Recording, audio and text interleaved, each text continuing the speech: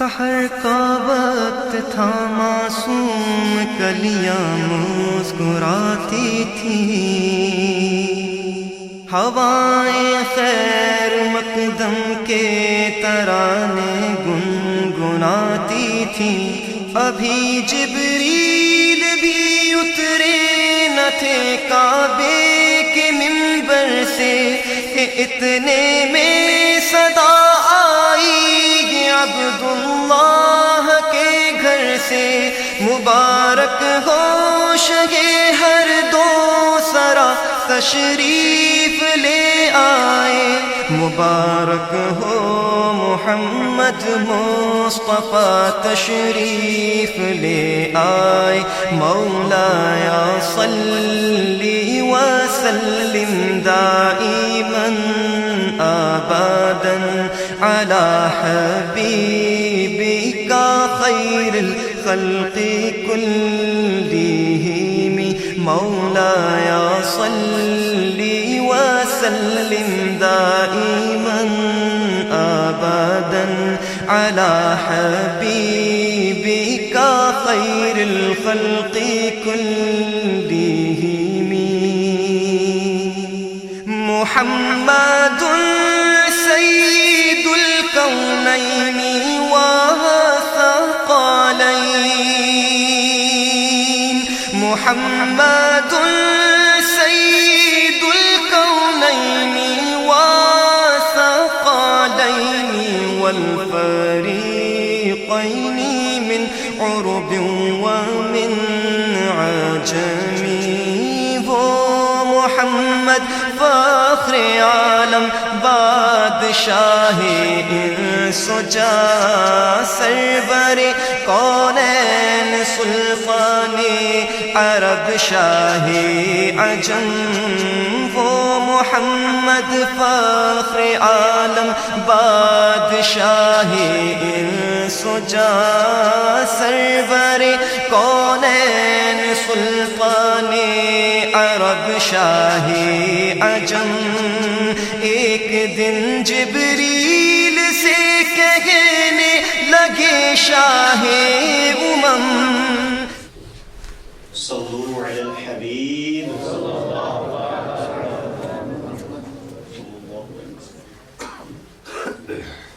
پیارے اور میٹھے اسلامی بھائیو، ابھی آپ نے نیتیں سماعت فرمائی۔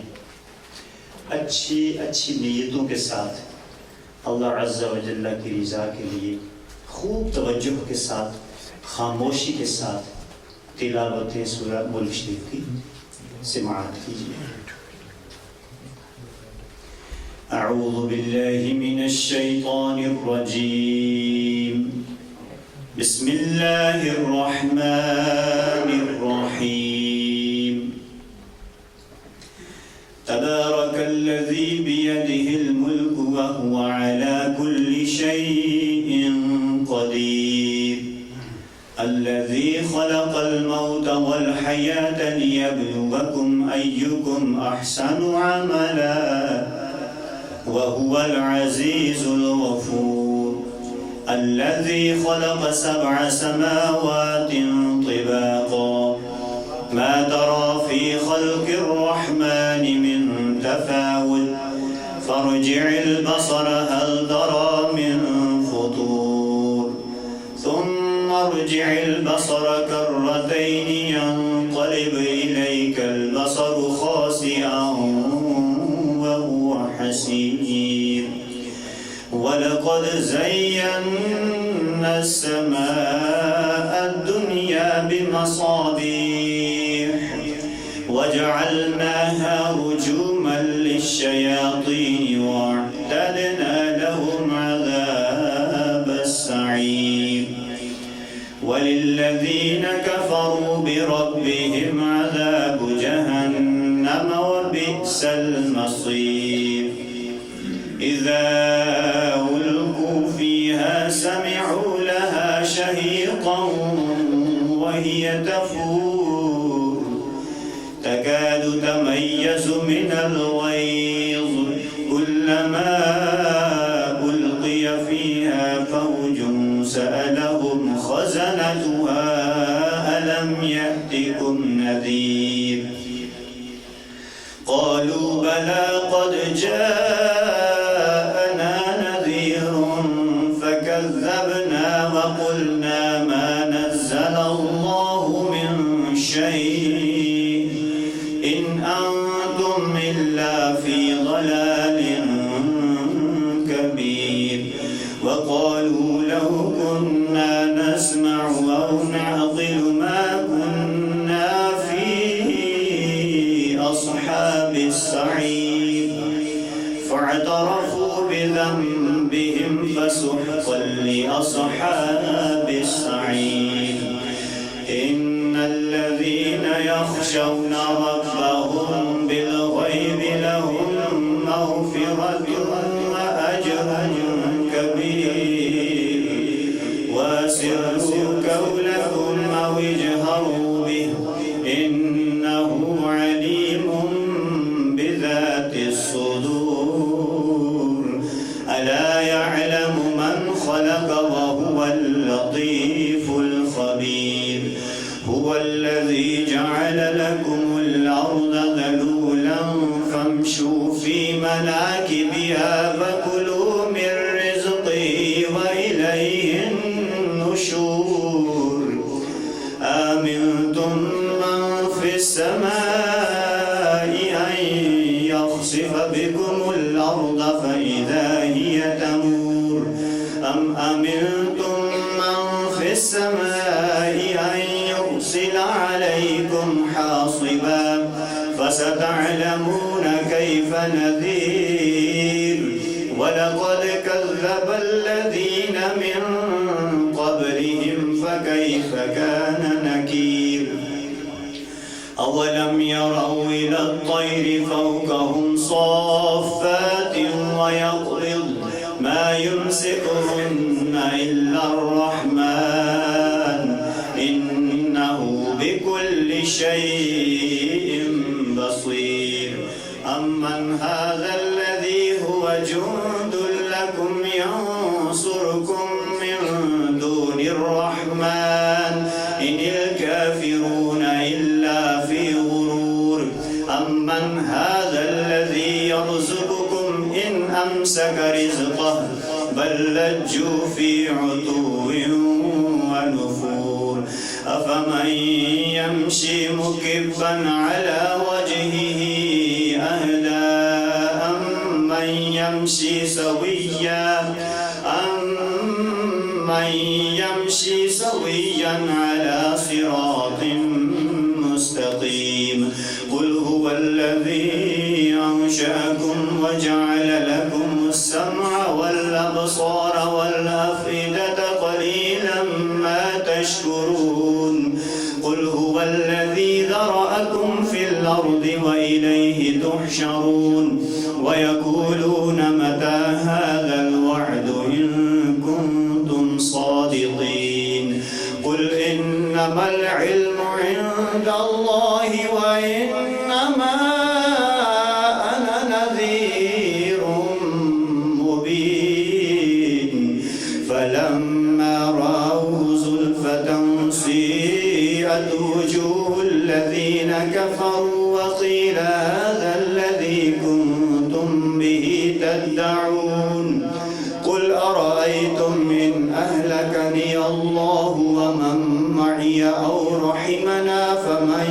يجير الكافرين من عذاب أليم قل هو الرحمن وآمنا به وعليه توكلنا فستعلمون من هو في ضلال مبين قل أرأيتم إن أصبح ماؤكم غورا فمن يأتيكم بماء معين الله رب العالمين وصدق الله العظيم صلوا على الحبيب صلى الله على محمد صلى الله عليه وسلم پیارے میٹھے اسلام بھائیوں اچھی اچھی نیتوں کے ساتھ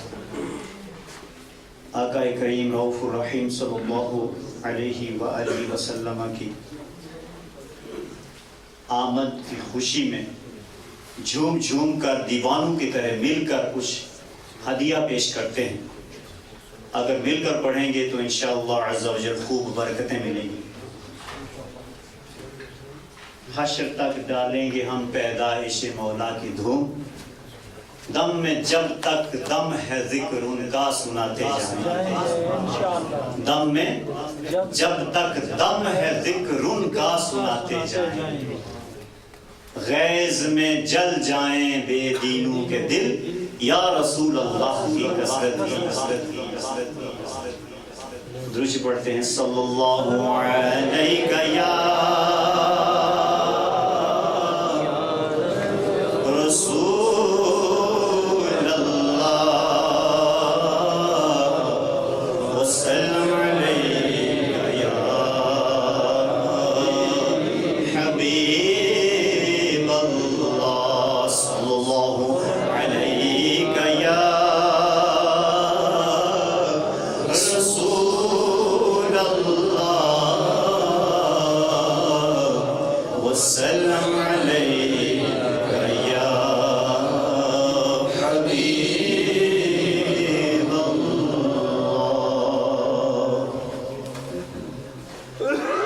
منانا جشن میلاد النبی ہرگز نہ چھوڑیں گے. منانا جشن میلاد النبی ہرگز نہ چھوڑیں گے.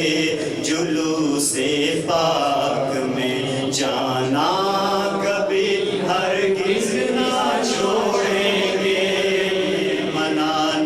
جشن میلاد النبی ہرگز نہ چھوڑیں گے.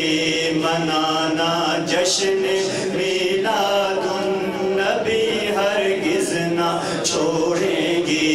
جلوس پاک میں جانا کبھی ہرگز نہ چھوڑیں گے. خدا کے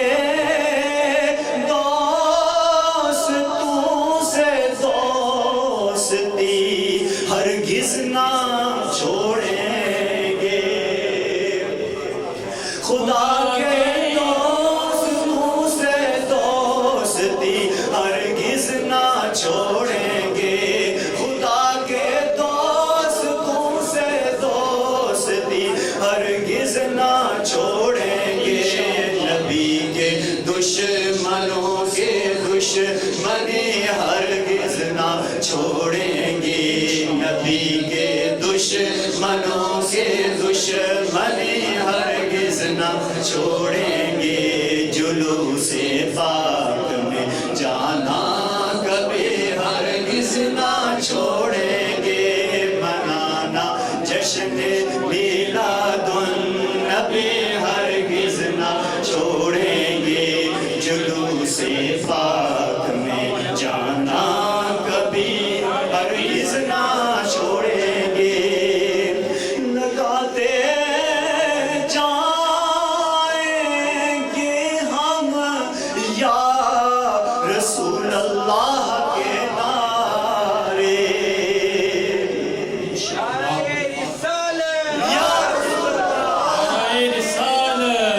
رسول اللہ لگاتے جائیں گے ہم یا رسول اللہ کے نعرے. نعرہ رسالت، نعرہ رسالت، نعرہ رسالت لگاتے جائیں گے ہم یا رسول اللہ کے نعرے.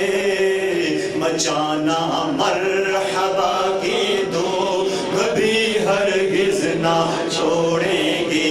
مچانا مرحبا کی دو کبھی ہرگز نہ چھوڑیں گے. جلوس پاک میں جانا کبھی ہرگز نہ چھوڑیں گے. منانا جشن میلاد النبی ہرگز نہ چھوڑیں گے. جلوس پاک میں جانا کبھی ہرگز نہ چھوڑیں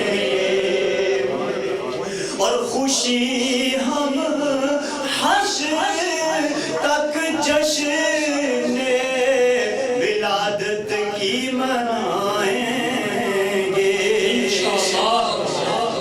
خوشی ہم حشر تک جشن ولادت کی منائیں گے سجاوٹ کرنا اور روشنی ہرگز نہ چھوڑیں گے سجاوٹ اور کرنا روشنی ہرگز نہ چھوڑیں گے سجاوٹ اور کرنا روشنی ہرگز نہ چھوڑیں گے جلوس پاک میں جانا کبھی ہرگز نہ چھوڑیں گے اور نبی کے نام پر سو جان سے قربان ہو جائیں نبی کے نام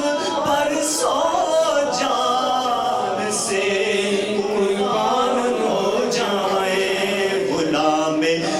غلامان نبی ذکر نبی ہرگز نہ چھوڑیں گے غلامان نبی ذکر نبی ہرگز نہ چھوڑیں گے جلوس پاک میں جانا کبھی ہرگز نہ چھوڑیں گے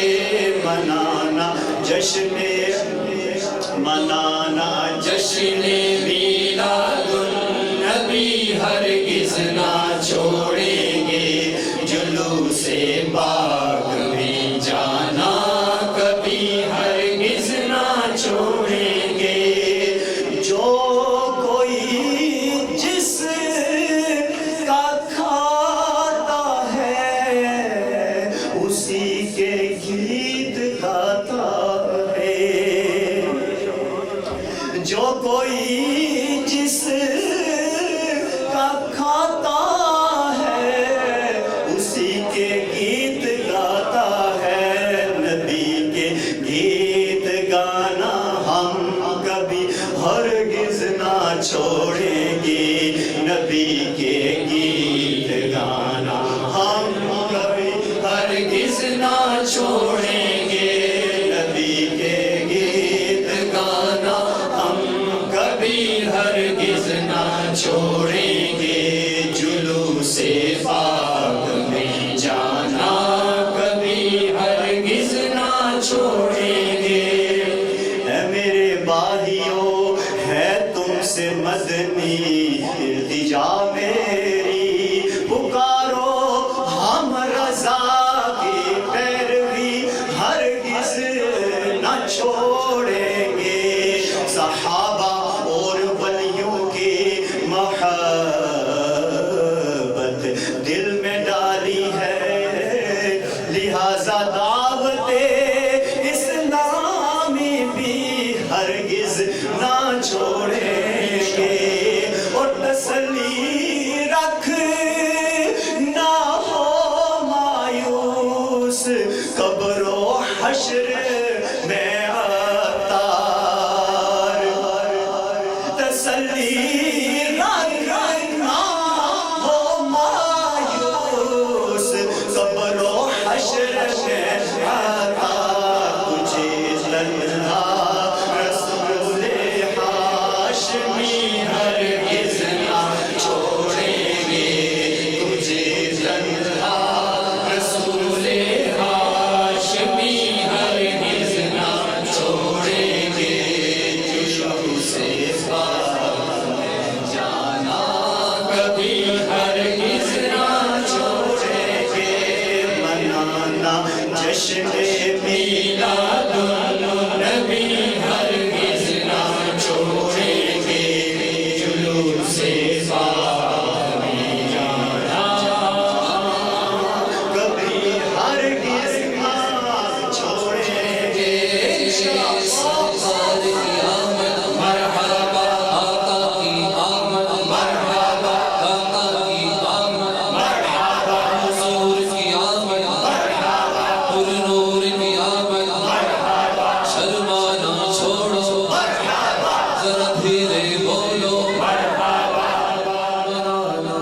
جشن میلاد النبی ہرگز خاموش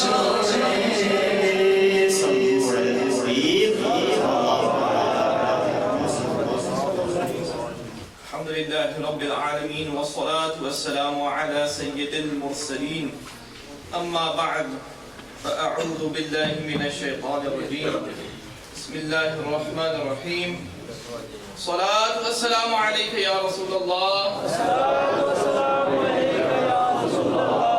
وعلى آلك وأصحابك يا حبيب الله صلاة والسلام عليك يا نبي الله وعلى آلك وأصحابك يا نور الله نويت سنة الاعتكاف. The Messenger of Allah Azza wa Jal sallallahu alayhi wa sallam has mentioned in a narration in the Jami' of Imam Tirmidhi rahmatullahi ta'ala alayh, أولى الناس بي يوم القيامة أكثرهم علي صلاة, that the closest to me on the day of judgment shall be the one who recited the most durood sharif. صلوا على الحبيب صلى الله عليه وسلم. Alhamdulillah, we're seeing around us the blossoming effect of Eid Milad al-Nabi sallallahu alayhi wa sallam. Year by year, we see the festivities and the celebrations of Eid Milad al-Nabi increasing. The topic that I've been given is quite a serious topic. So it's something that we should all pay attention on. And if we wish to see the continuation in a positive manner, and the way we celebrate this Milad Sharif, then it's a topic that we should definitely learn about and act upon. The topic I've been given is Tarbiyat Awlad. And I'm not going to mention the Tarbiyat of Awlad with regards to certain cultures or practices or traditions, Eastern culture, Western culture, no. We are going to look at the tarbiyat and disciplining of our children in light of the teachings of the Holy Messenger sallallahu alaihi wasallam. The beloved Nabi sallallahu alaihi wasallam is a mercy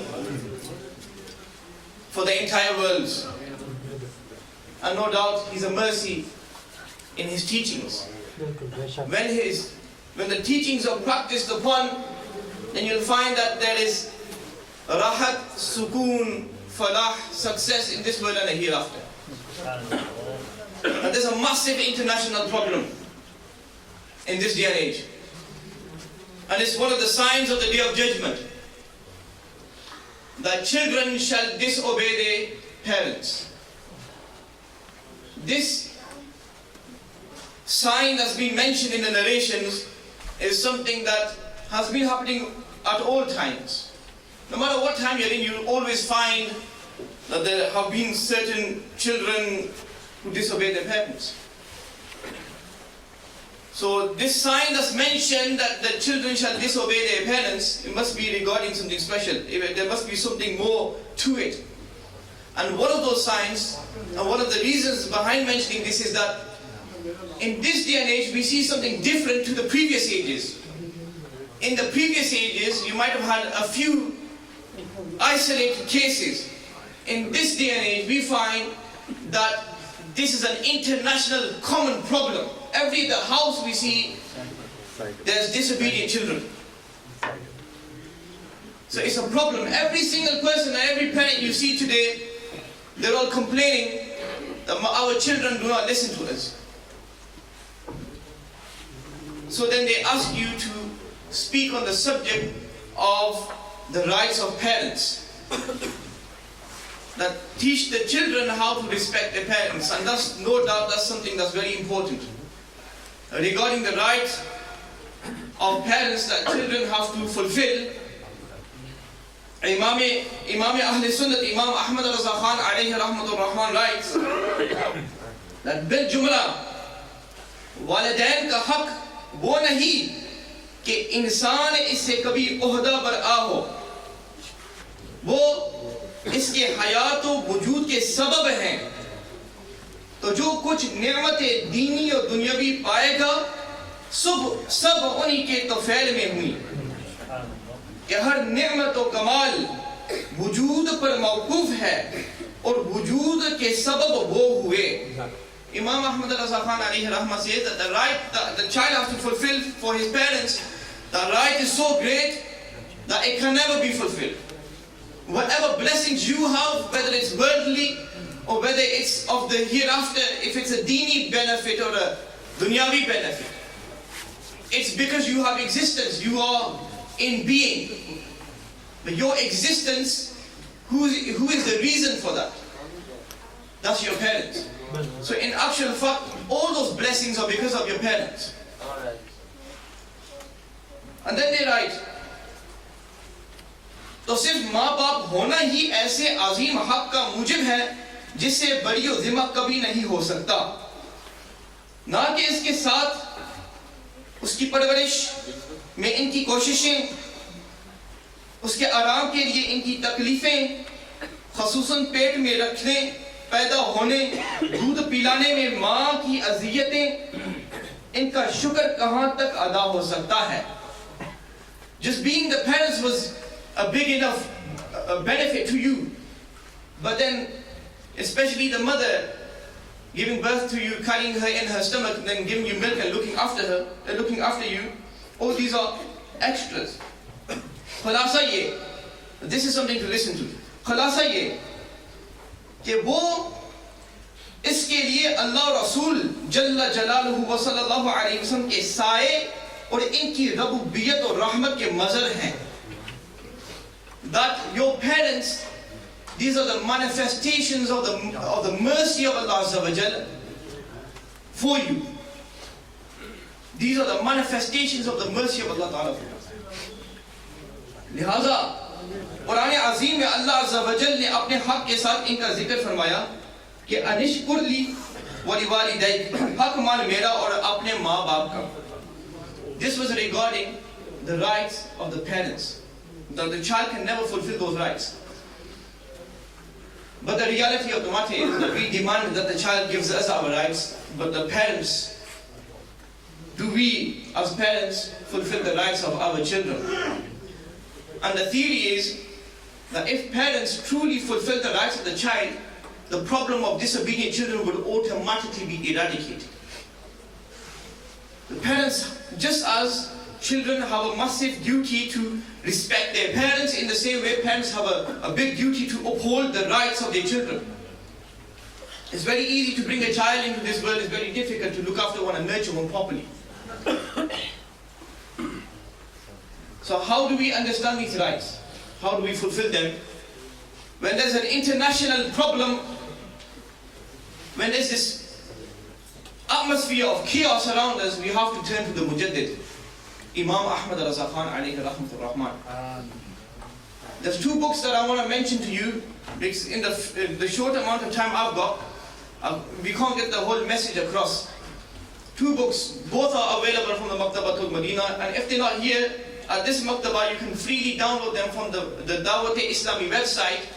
And the two books, one is Tarbiyat-e-Awlad, and the other one is a book called Awlad ke Hukuk. This was a book, a risala written by Imam Ahmad Raza Khan alayhi rahmatur rahman. The actual name is Mash'atul Irshad fi Hukuk al-Awlad, and the simple name is Awlad ke Hukuk. In this short, small book, you'll find that treasure which, after searching many books, you will still not get to the treasure that's in this book. Imam Ahmad Raza Khan alayhi rahman himself mentions that at the moment of writing this book, they said, I had so much in my mind that if I was to go into every single point with detail, then there'd be a big voluminous book that I'd have to write. But just for simplicity's sake, for people, I've put all that information in just a few lines, in just a few pages. This book here, I'm going to mention a few rights of the child from this book, and then we'll move on to something which may not be in our attention. Imam Ahl Sunnah begins by the first right and says that begins before even the child is born. Before the child is born. Before I go to the rights, something just come into my mind. In colleges, you have parenting courses. The Western system realizes that there's a problem, so we need to do something about it, and that's educate people. There's a lot of young parents nowadays, teenage parents as well, so let's educate them. In reality, we Muslims need parenting courses, in which you learn sunnahs, adab, manners, but then the correct manner to bring your children up according to the sunnah of the Prophet sallallahu alaihi wasallam. I'm going to try and mention a few points very briefly. One is that when a person gets married, Islam is such a beautiful religion that it makes you think about your child before your child is even being conceived. Before marriage, you must think about which family you're marrying into. The nasl and the lineage is a noble lineage. Islam says that marry, and it's preferable to marry into a noble lineage, because a noble lineage, an honorable family will have good qualities, good traits that have an effect on your child, because that is yourself and the wife to be. Within them there are the ingredients which will make your child. Those ingredients must be pure. Find people who are religious, deendar people. And then once a person does get married, when he performs relations, intimate relations, before exposing his body, he must recite the du'as that are necessary. Begin in the name of Allah Tabarak wa Ta'ala, so that there is barakat. And at the time of performing intimate relations, a man must not look at, these are ahkamat which are very necessary, at times we shy away from them, but these are important things. That a man must not look at the private organ of the woman during that time, because there is a fear that the child may be born blind or with impaired vision problems. At that time, he must not talk unnecessarily. There is a chance that the child may have speech impairment. And when they are performing intimate relations, the man and the woman must not be completely bare, because there is a chance that the child, when he's born behaya. So the things before the child is born, they have an effect on the child already, on the seed, spiritually. And then as soon as the child is born, perform azan and the takbir in the child's ears. And this is to protect influence of the devil. We know from the ahadith that when a person does azan, the shaitan, he runs miles away. So as soon as the child is born, the first thing you do is you protect him from the asar, the effect of the shaitan, of the devil, by reciting azan in his ears. And this also removes any illnesses. There's an illness known as Subyan, where the child gets foam around the mouth and he basically goes into a bit of a fit. Then after performing azan, you get something sweet and you place it, preferably a pious person places it in the child's mouth, which we call tahniq in Arabic and guthi, dena in Urdu. There's a good sign in this, that the first thing the child tastes when he's born is something sweet. And there's a good sign that he'll have a sweet character as he grows older. You have to remember something. Now, apparently there doesn't seem to be anything major here, that the child is born, you're placing the sweet thing in his mouth. What's the hikmah behind this? We don't really truly know. Or the general public is unaware. And we have to remember something, that the Holy Prophet ﷺ never ever told us something or never said anything that was bayfayda. Everything that the Holy Messenger ﷺ mentioned had hikmah and wisdom, whether we understand it or not. And now this act that's happening here, there is hikmah in this. And one of the hikmah points is that, look at the connection, that the child is born, azan is said in its ears, and then you give something sweet. What's the connection? Why do we do this tradition? Well, one of the spiritual points here is that this creature before you, he is a physical and spiritual entity. Every human has a soul and is a physical creation. Before he was born, his soul was somewhere else. And before we were all born, our souls were somewhere else. And there was a time where we were all in the court of Allah Tabaraka wa Ta'ala, and we all made an agreement with Allah Azza wa Jal that we would testify to His Lordship. It's for this reason that naturally human beings want to worship something. In the Quran Majid, Allah Azza wa Jal mentions Alastu bi Rabbikum. This is regarding that agreement that am I not your Lord? Allah Almighty addressed the soul and said, am I not your Lord? The soul said, Bala, yes, you are our Lord. Shahidna, we testify. That agreement and that Allah Azza wa Jal addressing us, that remains resonating in our souls until we're born. So what's happening is when a child is born, you're saying the zikr of Allah Azza wa Jal in its ears, you're reminding that child of the agreement that he made. And then you're giving it something sweet. After the zikr of Allah Azza wa Jal, you give it something sweet and you say that this is what you were made for, this is the zikr of Allah Azza wa Jal, and this is the sweetness that you'll have if you continue on this path. If you remain on the zikr of Allah Azza wa Jal, then you'll have the sweetness in this world and the hereafter. So there's hikmats in everything. Then there's many other ahkamat that you do when a child is born, giving aqiqah, shaving the hair off, and giving the equal amount of weight in silver to sadaqah. One of the greatest gifts you could give your child at that time is a good name.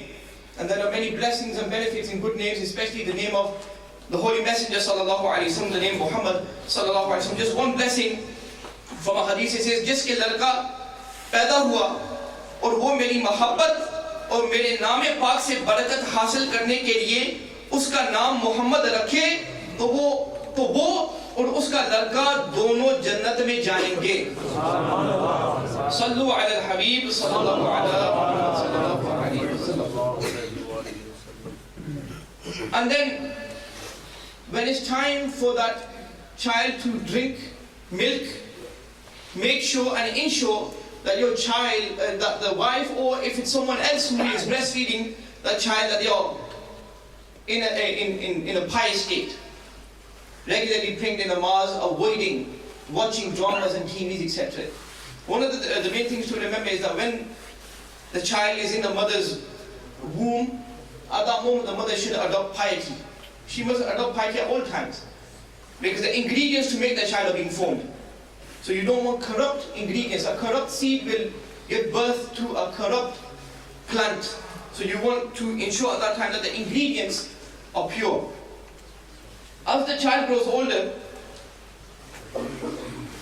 that is when it's time to teach that child. And first and foremost, teaching the recitation of the Quran Majid, the basic ahkamat, the basic rulings of the Sharia. Teach the child to pray namaz, etc. And the whole complete list of what you have to do is in the books that I mentioned at the beginning. And then one of the most important things is that when you teach a child, you teach the child by example. Just by saying something and then doing something else, it doesn't have a good effect on the child. You teach by example. So that's one of the most important points to bear in mind. And then Imam Ahmad al-Ghazali mentions Al-Medin khususan wuzu, ghusl, namaz, roza ke masail. The basic external masail. And then also the internal masail. Tawakkul, Qana'at, Zuhd, Ikhlas, Tawazu', Amanat, Sidq, Adl, Haya, Salamat Sadr wa Lisan वगैरह खूबियों के फजाइल. You teach him all these things that are being mentioned. Now many of us probably don't even know what these are. So that shows that we ourselves have to learn. But there are about 40 diseases of the heart which a human being must be cleansed of. Slowly as a child is brought up, you have to teach it to clean, you have to basically help purify your child's heart. And then you also teach it the vices, the evil characteristics and evil deeds. For example, hirs, greed, tama, hubbe dunya, the love of the dunya, hubbe jah, the love of fame and respect, ujub, takabbur, pride and arrogance, khayanat, mistrust, kidb, lying, zulm, transgression, fuhsh, indecency, ghibat, and all the other different vices. You have to do tarbiyat yourself and teach your child to stay away and refrain from these things. And one of the biggest things is the bad company. To keep your child away from bad company. That TV set is company. That TV set that's in your house that needs limitation.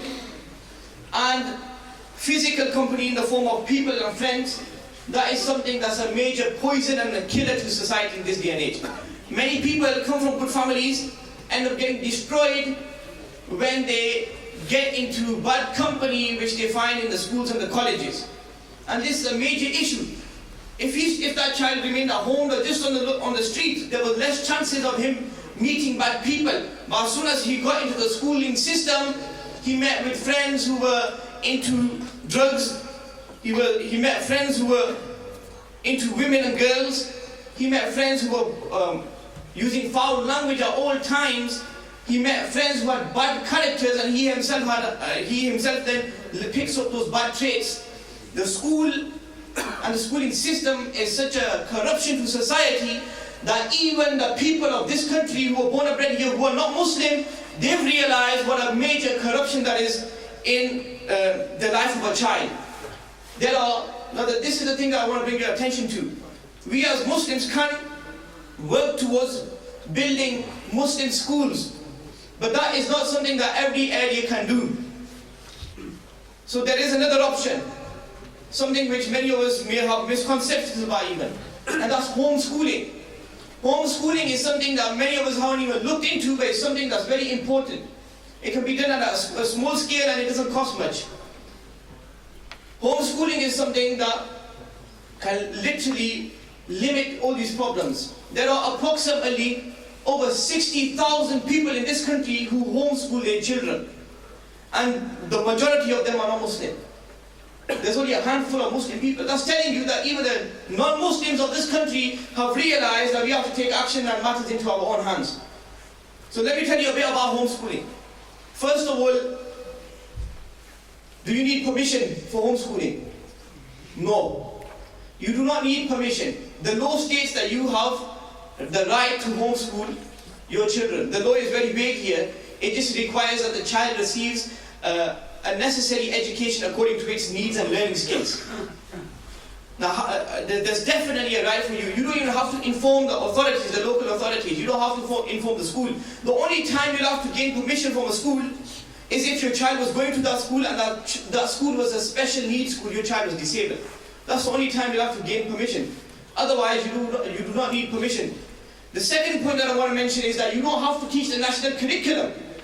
In the national curriculum, there's a lot of things there that are not beneficial to your child, that your child will never use. There are a lot of things that we learned in school that we never look back at again. It was a waste of time if you look at it in that sense. And there's a dua of the Holy Messenger sallallahu alaihi wasallam that Allahumma inni as'aluka ilman nafi'a wa Allahumma inni a'udhu bika min ilmin la yanfa'. Oh Allah Almighty, I seek from you knowledge which is beneficial for me, and I seek refuge from you from that knowledge which has no benefit. And your child, a lot of that time in school is spent upon seeking knowledge that he'll never learn. It's wasted time. You could utilize that time to teach your child something that's beneficial. And there does not have to be a fixed time limit how much you teach your children a day. There doesn't have to be a curriculum. There doesn't have to be even a timetable or a schedule. It can just be a chaotic system. And I use the word chaotic purposefully. Many studies were done saying that the home environment is one of the best environments for a child to learn. Just watching people exploring, trying to figure out things yourself. Many people can learn a lot of things just through that. And they say that that form and that manner of learning where you just explore and learn by yourself, they say this is the things, the chaotic nature of that is something that lets geniuses gain those discoveries and points. Nobody sits down and then formally thinks about something. No, a lot of ideas and bright sparks happen in the moment. They gain inspiration by something, and it's a chaotic moment. But that doesn't mean that you have to have this system. You can have a timetable at home. You can have many things in your home which organize the teaching methods of your child. One other thing that I want to mention is that in school you learn about money, you learn about mathematics. The same can be done at home, but in a more practical manner. In school, you might learn that if a shopkeeper gives you this much money, or you give the shopkeeper this much money, you bought this, how much change do you get? You might have that question on an exam. At home, you could actually take your child, make him work out everything himself, but you could teach him something extra, which you don't teach in school. And that's when you go to the shop, you say salam. If he's a Muslim shopkeeper, you smile when you do the transaction. You have a good character, you be polite. That's something that's missing in education today, adab. Whether it's a person in school, college or university, many times you'll find that the person is be-adab. He does not know adab. He learned formal information. He didn't learn knowledge, he learned information. What he didn't learn was adab. You could teach your child adab at home. And that's one of the main things and main purposes of homeschooling. When a person is cooking at home, that's an excellent moment to learn many things. At that time you're working with numbers, you're working with weights, you're working with volumes. You can use all that and teach the child at the moment. All it means is that you put that extra effort and spend with your child. Now I'm going to finish off by saying that read the two books I mentioned, Awlad Ki Tarbiyat and the book of Imam Ahmad Raza Khan alayhi rahmah, which has been titled by Maktaba Awlad Ke Hukuk, and look into homeschooling. It's something that's very simple. Many Muslim people are doing it. There are parental groups of Muslims getting together and teaching their children at home, and the cost of all that is almost nothing. It's just like you living with your child at home, no overhead, no nothing. So Allah Ta'ala gives us the ability to protect our children from the evil company and the evils of society by going into homeschooling. Sallu ala al-Habib, sallallahu صلوا على الحبيب الحمد لله رب العالمين والصلاة والسلام على أسعد الأنبياء والمرسلين أما بعد فأعوذ بالله من الشيطان الرجيم بسم الله الرحمن الرحيم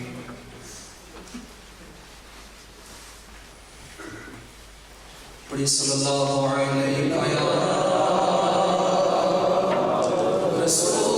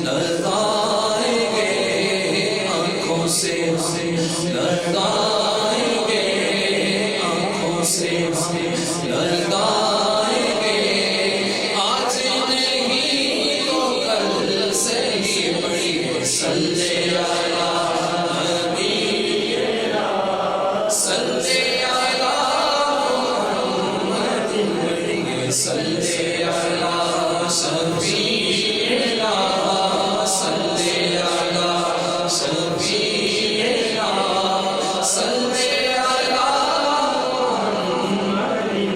وہ جو نہ تھے تو کچھ نہ تھا وہ جو نہ ہو تو کچھ نہ ہو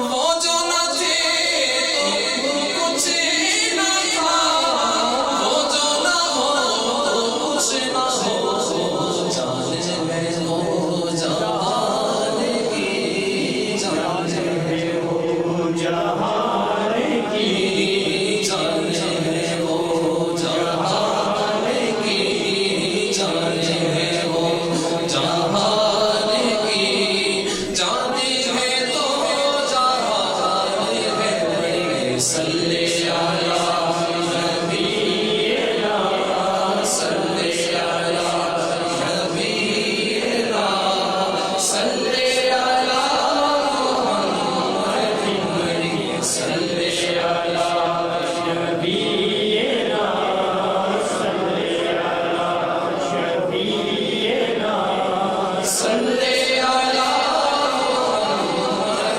بڑی صلی علی نبینا صلی علی نبینا صلی علی آمد حضور کی ہوئی روشن زمانہ ہو گیا آمد حضور کی ہوئی روشن زمانہ ہو گیا جس کے حضور ہو گئے جس کے حضور ہو گئے جس کے حضور ہو گئے جس کے حضور ہو گئے جس کے حضور ہو گئے اس کا زمانہ ہو گیا بڑی صلی علی نبینا صلی علی نبینا صلی علی محمد بڑی صلی علی شفیعنا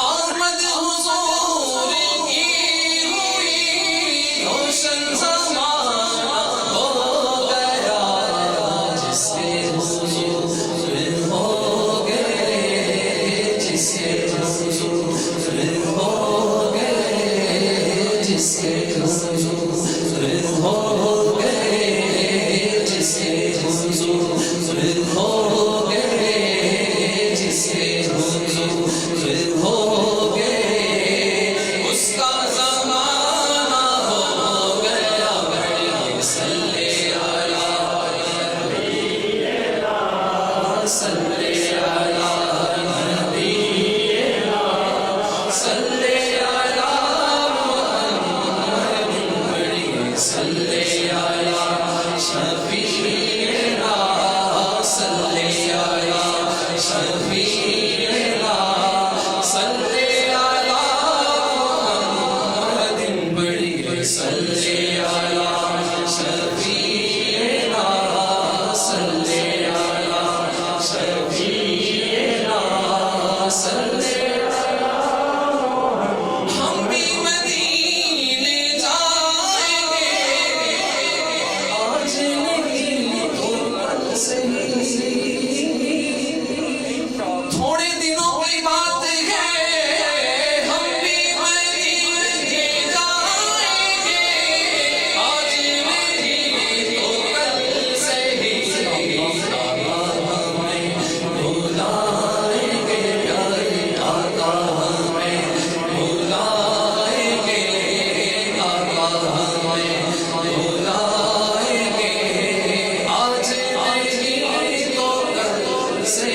پڑھیے صلی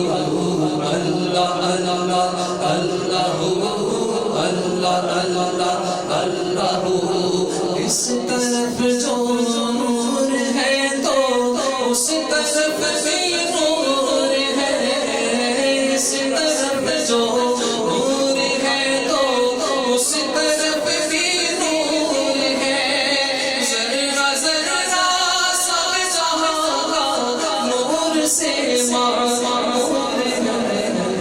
اللہ اللہ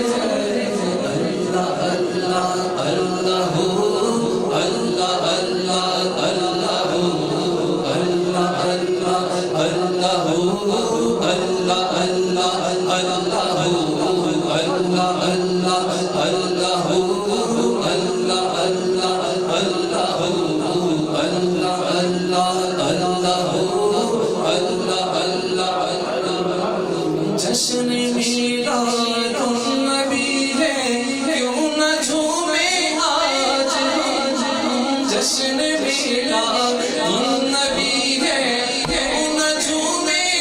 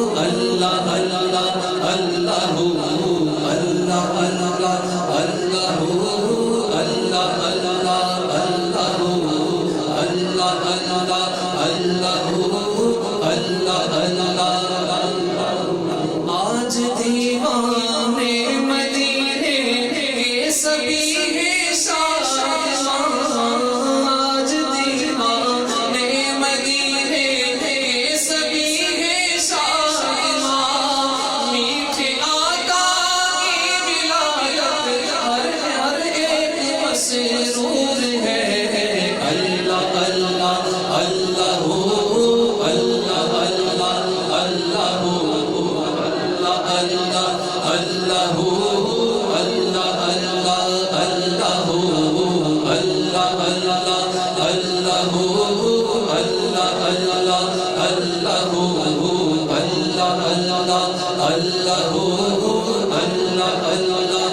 اللہ غم کے بادل چھٹ گئے ہیں، غم کا مارا جھوم اٹھا، غم کے بادل چھٹ گئے ہیں، غم کا مارا جھوم اٹھا، آ گیا خوشی آنے ہے ربیع النور ہے۔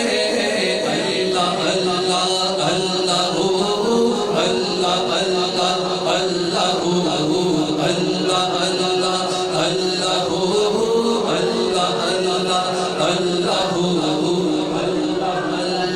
اللہ گنبدِ خضرا کا اس کو بھی تو اب دیدار ہو، گنبدِ خضرا کا اس کو بھی تو اب دیدار ہو، یا الہی جو مدینے سے ابھی تک دور ہے۔ اللہ اللہ اللہ اللہ اللہ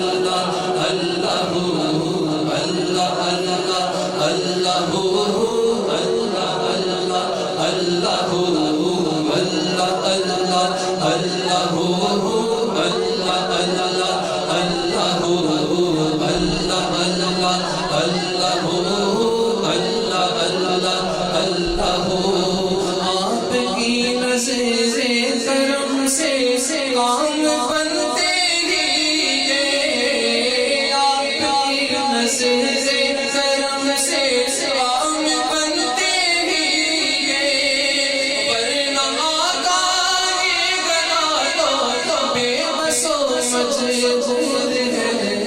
اللہ اللہ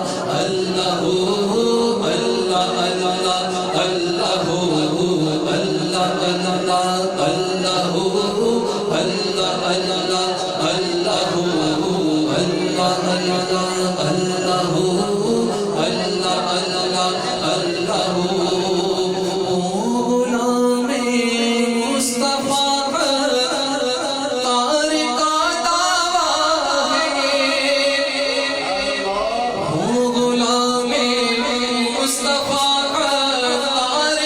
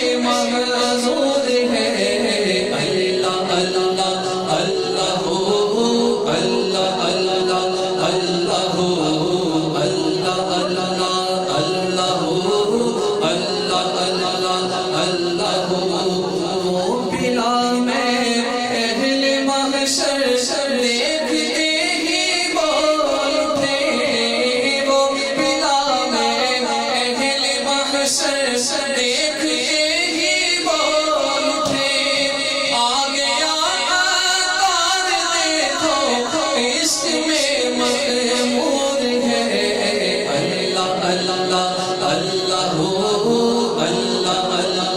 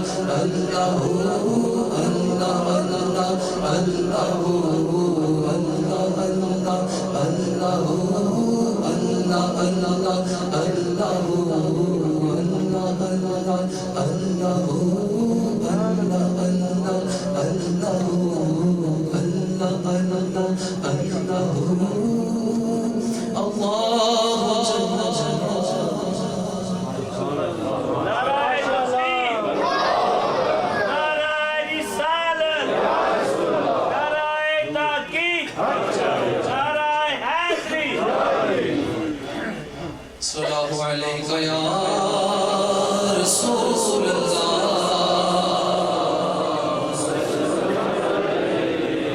الحمدللہ رب العالمین والصلاة والسلام علی سید الانبیاء والمرسلین اما بعد فاعوذ باللہ من الشیطان الرجیم بسم اللہ الرحمن الرحیم الصلاة والسلام علیک یا رسول اللہ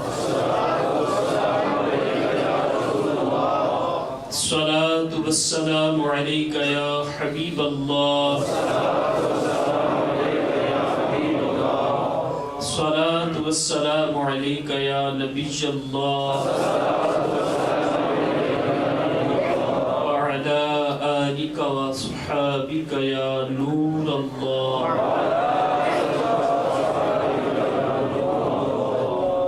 حضور نبی اکرم سرور دو عالم نور مجسم شفیع معظم رسول محتشم شاہ آدم و بنی آدم صلی اللہ تعالی علیہ وسلم کی ذات اقدس پر درود و سلام بھیجنا یقیناً بے شمار فضائل و برکات کا ذریعہ ہے اور اللہ تبارک و تعالی کی بارگاہ میں انتہائی پسندیدہ عمل بھی ہے۔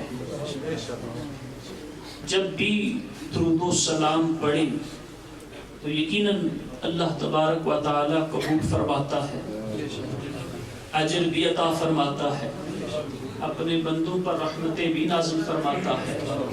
جب بھی پڑھیں کہ علماء لکھتے ہیں یہ ایک ایسی عبادت ہے کہ جو اللہ کی بارگاہ میں قبول ہی قبول ہے، کہ جب بھی درود و سلام پڑھے اللہ تبارک و تعالی اسے قبول فرماتا ہے۔ جب بھی پڑھیں اللہ تبارک و تعالی قبول فرماتا ہے، لیکن میلاد مصطفیٰ کی محفل میں آ کر پڑھنا اس کی شان ہی نرالی۔ شیخ محقق عبدالحق محدث دہلوی رحمت اللہ تعالی علیہ بہت بڑے بزرگ گزرے ہیں بر صغیر کے، ایک نام ہے، یعنی ان کا نام ہی سند ہے اور ان کو محقق الاطلاق کہا جاتا ہے۔ یعنی ایسی ہستی کہ اگر بعد کے علماء کو کوئی قرآن و حدیث سے یا پہلی کتابوں سے مسئلہ نہ ملے تو ان کی کتاب سے مل جائے تو یہی سند ہے، وہی اوتھینٹک ہے۔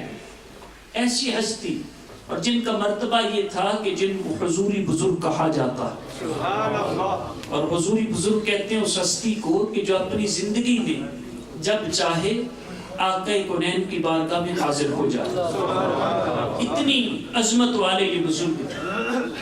تو یہ لکھتے فرماتے ہیں کہ میرا کوئی عمل بھی ایسا نہیں کہ جس کو میں سمجھوں کہ کل بروز قیامت میری وہ نجات کا ذریعہ بنے گا، میری کامیابی کا ذریعہ بنے گا، بخشش کا ذریعہ بنے گا۔ یقیناً ان کی عاجزی تھی، لیکن جو کچھ وہ کہہ رہے ہیں وہ عرض کر رہا ہوں کہ میرے پاس کوئی ایسا عمل نہیں، میرے سارے اعمال جو ہیں وہ ریاکاری کا شکار ہیں، یا ان میں کوئی اور پرابلم مسئلہ آ جاتا ہے۔ مجھے کسی عمل پر بھروسہ نہیں کہ جو قیامت والے دن میری نجات کا ذریعہ بن جائے۔ لیکن پھر کہتے ہیں ہاں بندہ ناچیز کا ایک عمل ایسا ہے، ایک عمل ایسا ہے کہ جس پر مجھے بھروسہ ہے اور جس پر میں سمجھتا ہوں کہ میری نجات کا ذریعہ بنے گا۔ فرماتے ہیں میرا وہ عمل یہ ہے کہ میں میلاد مصطفیٰ کی محفل میں جاتا ہوں اور اپنے آقا پر درود و سلام پڑھتا ہوں۔ تو درود و سلام پڑھنا، پھر میلاد مصطفیٰ کی محفل میں آ کر پڑھنا، یہ اتنی بڑی سعادت کی بات ہے کہ جس پر ہمارے اسلاف بھی اترا رہے ہیں، فخر کر رہے ہیں اور بھروسہ رکھ رہے ہیں کہ یہ عمل ایسا ہے جو اللہ تبارک و تعالیٰ قبول فرمائے گا اور ہماری بخشش کا ذریعہ بنے گا۔ اللہ تبارک و تعالیٰ ہمیں بھی کثرت سے درود و سلام پڑھنے کی توفیق عطا فرمائے۔ صلو علی الحبیب صلی اللہ علیہ وسلم۔ الحمدللہ دعوت اسلامی کے مدنی مرکز میں رجل الفضان مدینہ میں ہم آج میلاد مصطفیٰ کے سلسلے میں ہفتہ وار اجتماع میں شریک ہیں۔ یقیناً کہ اللہ تبارک و تعالیٰ کا ہم پر بہت بڑا احسان اور کرم ہے کہ اس وقت ہم اس بابرکت محفل میں بیٹھے ہوئے، اس بابرکت اجتماع میں حاضر ہیں، رسول کا ذکر ہو رہا ہے۔ تو یہ سب کچھ اس کی دین سے، اس کی طرف سے سعادت و توفیق ملتی ہے، بندے کے بس میں کچھ نہیں ہے۔ اس نے ہمیں چنا کہ آج کے اس اجتماع میں ہم نے شریک ہونا ہے، تو یہ اس کا کرم ہے۔ اللہ تبارک و تعالیٰ ساری زندگی ہمیں ایسی محافل اجتماعات میں شریک ہونے کی توفیق عطا فرمائے، اور بالخصوص میلاد مصطفیٰ کے اجتماعات، کیا کہ قرآن صلی اللہ علیہ وسلم کی ولادت کی خوشی کرنا، یہ کتنا بڑا عمل ہے۔ آپ نے بارہا سنا ہوگا کہ ابو لہب جیسے کافر کو بھی جزا ملتی ہے کہ جب وہ اس بات کی خوشی کرتا ہے کہ اس کے بھائی کے گھر بیٹا پیدا ہوا، تو بھتیجے کی خوشی کی بخاری شریف کی روایت موجود ہے، تو صرف بھتیجے کی نیت سے یہ نہیں تھا کہ ہمارا نبی آ گیا یا امام الانبیاء آ گیا یا ہمارے سردار آ گئے، کائنات کی سب سے اعلیٰ شخصیت آ گئی، ایسی کوئی نیت نہ تھی، صرف اتنی انٹینشن تھی اس کی کہ میرے بھائی کے گھر بیٹا پیدا ہوا ہے اور وہ اپنی لونگی سویبہ کو آزاد کرتا ہے ابو لہب، تو اللہ تبارک و تعالیٰ اسے بھی جزا دیتا ہے۔ وہ شخص جو قطعی جہنمی ہے، جو کافر ہے، کہ جس کے کفر پر قرآن کی صراحت، جس کے جہنمی ہونے پر قرآن کی صراحت ہے، اور جو جہنم میں ہے اور جہنم میں رہتے ہوئے ولادت کی خوشی کرنے کی وجہ سے اسے بھی جزا ملتی ہے، تو جو ہوئی بندہ مومن، جو ہوئی غلام مصطفیٰ، جو ہوئی ان کا امتی، جب وہ ان کی ولادت کی خوشی کرے تو رب تعالیٰ کتنی رحمت نازل فرمائے۔ اور اس بات کو یعنی ترغیب دلاتے ہوئے امام احمد کستلانی رحمت اللہ تعالیٰ علیہ اور امام جلال الدین سیوطی علیہ رحمہ نے ابن جزری کا قول نقل کیا ہے اسی بات کو لے کر۔ یہ بخاری شریف کی جو روایت ہے کہ ابو لہب کو جزا ملتی ہے، اس کو لے کر وہ لوگوں کو سمجھاتے بھی ہیں اور ترغیب بھی دلاتے ہیں کہ ابن جزری کہتے ہیں کہ فَإِذَا كَانَ أَبُو لَهَبٍ هَذَا الْكَافِرُ الَّذِي نَزَلَ الْقُرْآنُ بِذَمِّهِ جوزیا بفرحہ لیلۃ مولد النبی صلی اللہ علیہ وسلم فما حال المسلم الوحد من امته الذي يسر بمولده ويبذل ما اتصل عليه قدرته في محبته انما يكون جزاؤه ان يدخله بفضل عميم جنات النعيم۔ ابن جزری کہہ رہے ہیں کہ لوگوں دیکھو یہ ابو لہب پکا کافر ہے، اللہ تبارک و تعالیٰ اسے جہنم میں جزا دیتا ہے کہ اس نے ولادت کی رات خوشی کی، تو اللہ تبارک و تعالیٰ اس کا عذاب کم کرتا ہے۔ تو جب ایک جہنمی کو جہنم میں رہتے ہوئے ایک کافر کو جزا مل رہی ہے تو بتاؤ بتاؤ اس مسلمان کا حال کیا ہوگا کہ جو توحید پرست ہے، اللہ پر ایمان رکھتا ہے، رسول اللہ پر ایمان رکھتا ہے، اور ساری زندگی ولادت کی محفلیں سجاتا ہے، اور کتنی اسے قدرت ہوتی ہے وہ اس بات پر خرچ کرتا ہے، رب اسے کتنے انعامات عطا فرمائے گا۔ اور پھر خود کہتے ہیں انما یکون جزاؤہ من اللہ الکریم این یدخلہ بفضل العمیم جنات النعیم، کہتے ہیں بلا شک اس کی جزا یہ ہے کہ اللہ تبارک و تعالی اس پر اپنا فضل کرے اور اسے ساری جنتیں عطا فرما۔ یہ بندہ مومن کو یقیناً جزا ملے گی، اور مومنوں کا تو یہ حق بنتا ہے کہ یہ خوشی کرے۔ آقا کریم صلی اللہ تعالی وسلم کی ولادت کی خوشی کرنا یہ تو مومنوں کا حق ہے، ان کو تو بڑھ چڑھ کے خوشی کرنی چاہیے۔ نبی اکرم صلی اللہ تعالی وسلم کی آمد کی خوشیاں تو جانوروں نے منائی ہیں، اور ڈومیسٹک اینیملز بھی نہیں، وائلڈ اینیملز، جنگلی جانوروں نے منائی ہیں۔ دلائل النبوہ میں ابن عباس رضی اللہ تعالی عنہ کی روایت مذکور ہے، کہتے ہیں فَقَانَ مِن دَلَالَاتِ حَمْلِ النَّبِي صلی اللہ علیہ وسلم أَنَّ كُلَّ دَابَّةٍ لِقُرَيْشٍ نَطَقَتْ تِلْكَ اللَّيْلَةَ وَقَالَتْ حُمِلَ بِرَسُولِ اللَّهِ صلی اللہ علیہ وسلم وَرَبِّ الْكَعْبَةِ وَهُوَ أَمَانُ الدُّنْيَا وَسِرَاجُ أَهْلِهَا وَمَرَّتْ وَحُوشُ الْمَشْرِقِ إِلَى وَحُوشِ الْمَغْرِبِ وَوَحُوشُ الْمَغْرِبِ إِلَى وَحُوشِ الْمَشْرِقِ بالبشارات۔ ابن عباس کہتے ہیں کہ آقا کریم صلی اللہ تعالی علیہ وسلم کے حمل میں آنے کی نشانیوں میں سے ایک نشانی یہ بھی تھی کہ اس رات قریش کا ہر جانور بول اٹھا۔ رب نے ہر جانور کو قوت گویائی عطا کر دی، ہر جانور ان کل دابۃ لقریش نطقت تلک اللیلہ، ہر جانور بول اٹھا، اور کیا بول کر کہا حمل برسول اللہ صلی اللہ علیہ وسلم کہ رسول خدا اپنی والدہ کے ہاں منتقل ہو چکے، رب الکعبتی و امان الدنیا، ہر جانور نے یہ کہا کہ خدا کی قسم، رب کعبہ کی قسم، وہ ساری کائنات کے لیے امان ہے، وسراج اہلھا، اور ساری کائنات کا وہ چراغ بن کر آ رہے ہیں۔ یہ ہر جانور نے کہا، اور یہ وہ جانور تھے جو ڈومیسٹک تھے، جو قریش والوں نے پالے ہوئے تھے۔ آگے وحشی جانوروں کی بات سنیں، ابن عباس کہتے ہیں مرت وحوش المشرقی الی وحوش المغرب ووحوش المغربی الی وحوش المشرق بالبشارات، فرماتے ہیں جتنے وحشی، جتنے جنگلی جانور تھے جو مشرق میں تھے، وہ اس بات کی مبارک دیتے ہوئے، خوشیاں کرتے ہوئے مغرب تک پہنچ گئے، اور مغرب کے جانور یہ خوشیاں مناتے، مبارکیں دیتے ہوئے مشرق تک پہنچ گئے۔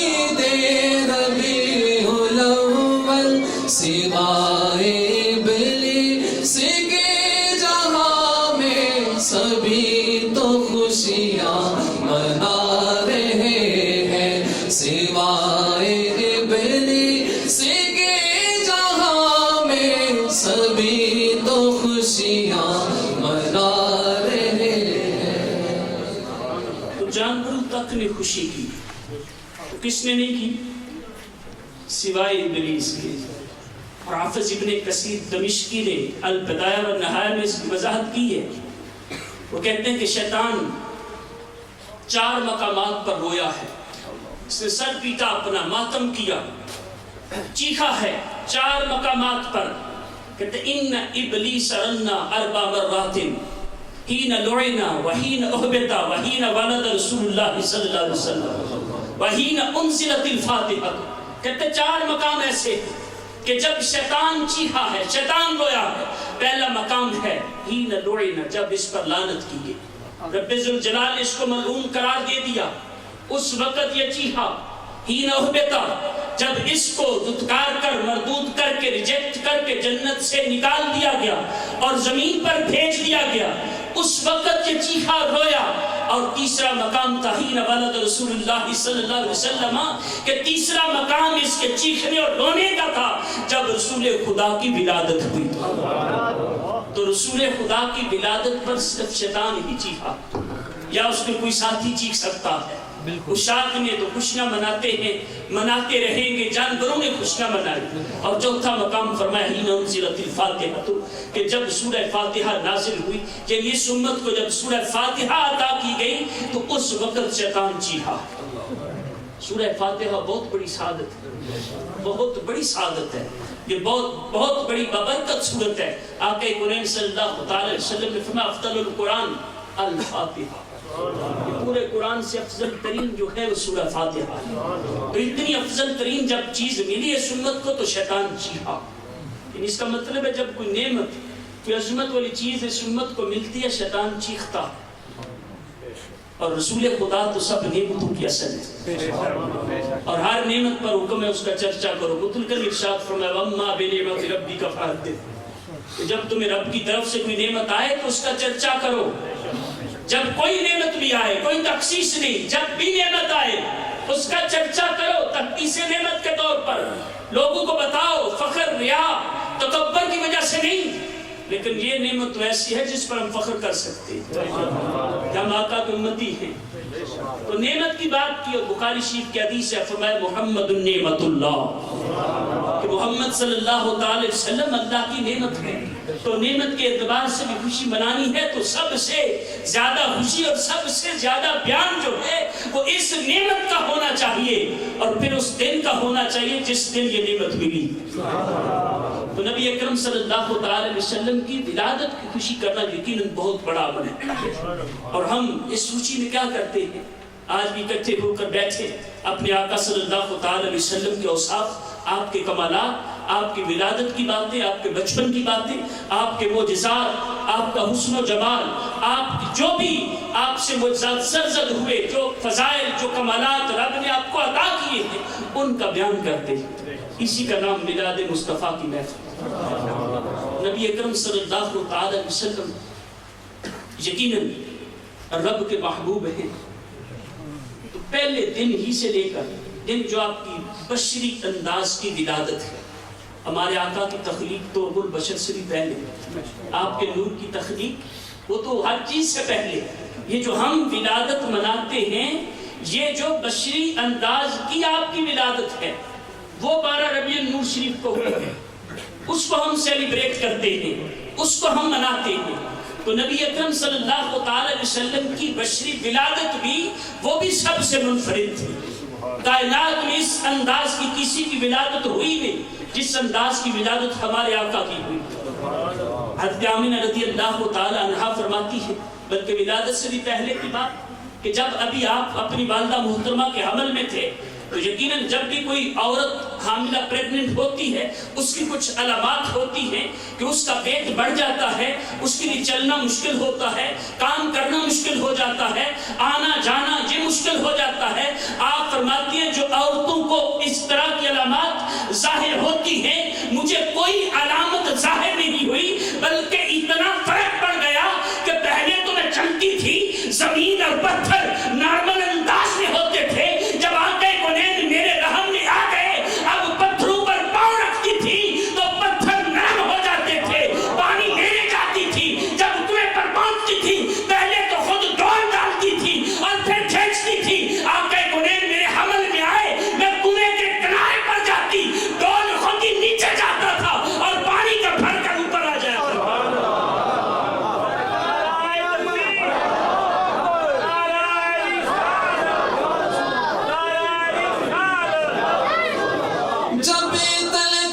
چاند تارے جل ملاتے جائیں گے, جب تلک یہ چاند تارے جل ملاتے جائیں گے, جب تلک جشن ولادت ہم مناتے جائیں گے.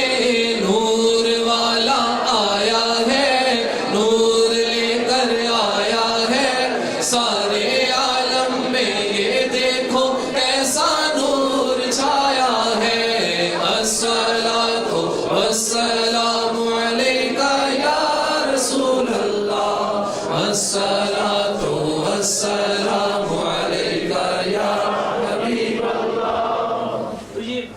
ولادت سے پہلے کے معجزات اس انداز کے تھے. اور ایک سیرت حلبیہ میں لکھا ہے, ایک تو ہم سنتے ہیں کہ جب ولادت ہوئی تو نور ایسا چمکا کہ حضرت آمنہ رضی اللہ تعالی عنہا نے آپ نے شام کے محلات دیکھ لیے. اس سے پہلے بھی جب آقا کونین کی ولادت نہیں ہوئی تھی فرماتی اس وقت بھی ایک نور چمکا. آپ کی برکت سے کہ میں نے مشرق و مغرب کو دیکھ لیا تھا. اور جب وہ رات آئی جب نبی اکرم صلی اللہ تعالی وسلم کی ولادت ہوئی, کہتی اس رات اچانک میں نے دیکھا کہ بڑی خوبصورت سی عورتیں, لمبے قد والی, نورانی صورتیں نور کی طرح چمک رہی ہیں میرے سامنے ظاہر ہوئی. اب نبی اکرم صلی اللہ تعالی وسلم کی کہتے ولادت قریب ہے, وہ عورتیں میرے سامنے آئیں تو مجھے دیکھ کر تھوڑا سا خوف ہوا. جو زمین و آسمان کے درمیان تھی تو مجھے وہ کہنے لگی کہ آمنہ گھروں نے, ایک بولی کہ میں عیسیٰ علیہ السلام کی ماں مریم ہوں, اور دوسری بولی کہ میں آسیہ جو فرعون کی بیوی تھی کہ موسیٰ علیہ السلام پر وہ ایمان بھی لائی تھی, کہنے کہ میں آسیہ ہوں اور یہ ہمارے ساتھ جنتی حوریں ہیں, ہم تو تمہارا دل بہلانے کے لیے آئی. حضرت آمنہ کہتی ہے پھر ان کے بعد میں نے کچھ نورانی صورتیں اور دیکھی کہ جن کے ہاتھوں میں سراہیاں تھیں. پھر اچانک نور پھیلا, میں نے جنتی چڑیاں دیکھی جن کے چونچ زمرد کے بنے ہوئے تھے. پھر ایسا لگا کہ جیسے کسی نورانی پر نے میرے دل کو چھوا ہے. مجھے بالکل کسی قسم کے درد کا کوئی احساس نہیں تھا, کوئی درد نہیں ہوا.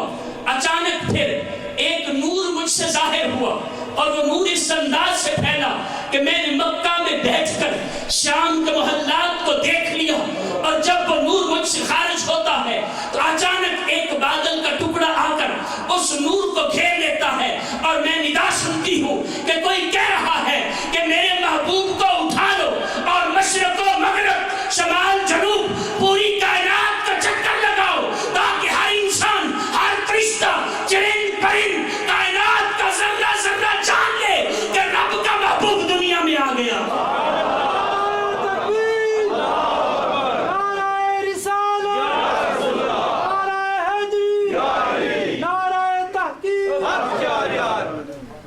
اور اس کے بعد آپ فرماتی ہیں کہ پھر میں نے دیکھا کہ 3 نورانی صورتیں, ان کے ہاتھوں میں کوئی برتن ہے جنتی اور اس میں جنتی پانی ہے.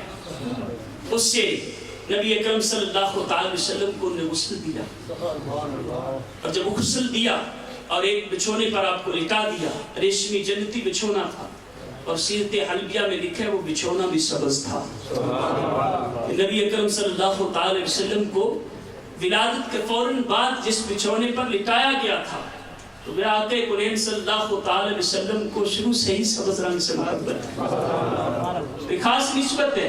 اس وقت بچھونا سبز تھا. اب جب صبح ہوئی تو اس وقت عرب کا دستور تھا کہ گاؤں کے ایریا سے عورتیں آتی تھیں جو مڈ وائف دائیا آ کر وہ بچوں کو لے جاتی تھیں. تو عرب والے سمجھتے تھے کہ گاؤں کی ایک تو ہوا, آب و ہوا وہ اچھی اور صاف ستھری ہوتی ہے, دوسری اس وقت ان کی زبان دانی بہت اعلیٰ ہوتی تھی کہ ان کی زبان میں ایلوکینس, بلاغت بہت تھی, فصاحت و بلاغت. تو اس وجہ سے اہل عرب چونکہ اپنی فصاحت و بلاغت پر وہ بہت فخر کرتے تھے تو سارے لوگ اپنے بچوں کو بچپن ہی سے یعنی پیدا ہوتے تو ان کے حوالے کرتے, وہ اپنے گاؤں ایریا میں لے جاتی اور جا کر ان کی تربیت کرتی, ان کی پرورش کرتی. تو اسی قانون کے مطابق جو ان کا دستور تھا, بہت ساری دائیا, بعض روایتوں میں 70 لکھا ہوگا کہ 70 دائیا اس دن مکہ میں آئے. اور آقا کونین صلی اللہ تعالی وسلم کی ولادت کا ایک معجزہ یہ بھی تھا کہ اس دن جتنی ولادتیں ہوئیں سب کے گھر بیٹے پیدا ہوئے. تب وہ لے کے جاتی رہی. اب عصر کا وقت ہو گیا. حضرت حلیمہ سعدیہ رضی اللہ تعالی عنہا کہتی کہ میں اور ساتھ تھی میرے ساتھ ہو, ہم رہ گئے, ہمیں ابھی کوئی بچہ نہیں ملا. تو ہمیں پتا چلا کہ حضرت عبد المطلب کے گھر پوتا پیدا ہوا ہے اور وہ ابھی تک گھر میں. تو کہتی ہے میں بھی گئی, باقی ساری دائیا جو ہے وہ بھی میرے ساتھ گئی. جا کے ہم نے جب حضرت عبد المطلب سے بات چیت کی تو نبی اکرم صلی اللہ تعالی وسلم بستر پر آرام فرما رہے تھے, اب سوئے ہوئے تھے. ہر دائی نے کوشش کی اٹھا کر آپ کو دودھ پلانے کی, آپ نے کسی کا دودھ نہیں پیا. پھر حضرت حلیمہ سعدیہ رضی اللہ تعالی عنہا کہتی ہیں کہ میں آگے بڑھی اور جب میں نے نبی اکرم صلی اللہ تعالی علیہ وسلم کو دیکھا، آپ کی آنکھیں بند تھی، آرام فرما رہے تھے، آپ کا حسن و جمال دیکھ کر میرے تو ہوش اڑ گئے کہ اتنا خوبصورت بچہ، اتنا حسین بچہ. کہتے کتنی دیر، بس مجھے سمجھ ہی نہیں آ رہی کروں کیا. کچھ دیر کے بعد جب میرے حواس سنبھلے تو میں نے آپ کو اٹھایا. جب اٹھا کر سامنے کیا تو نبی اکرم صلی اللہ تعالی وسلم نے آنکھیں کھول دی اور مسکرانا شروع کر دیا. یقیناً آپ فرما رہے ہوں گے کہ آ گئی ہے وہ خوش وقت جس کے آنگن میں میرے دم قدم سے باہر آئے. حضرت حلیمہ سعدیہ دیکھ کر کہتی آپ کی مسکراہٹ کو کہ میں نے اتنا حسین بچہ تو آج تک نہیں دیکھا. حضرت عبد المطلب رضی اللہ تعالیٰ عنہ وہ بھی پاس تھے، حضرت آمینہ رضی اللہ تعالیٰ عنہ وہ بھی پاس تھے. حضرت آمینہ بولی کہ حلیمہ تو نے دیکھا ہی کیا ہے، تو ایک گاؤں میں رہتی ہے اور گاؤں کے ایریا سے آئی ہے، میں مکہ شہر میں رہتی ہوں، میں نے آج تک پورے مکہ میں اتنا حسین نہیں دیکھا.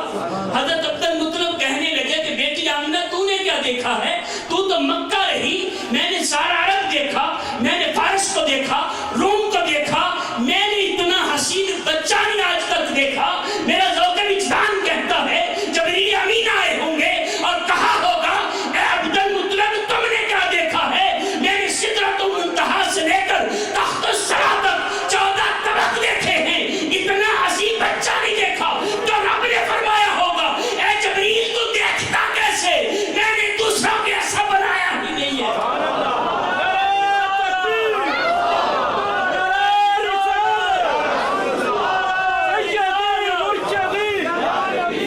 تیری حلیمہ دائی تقدیر مسکرائی،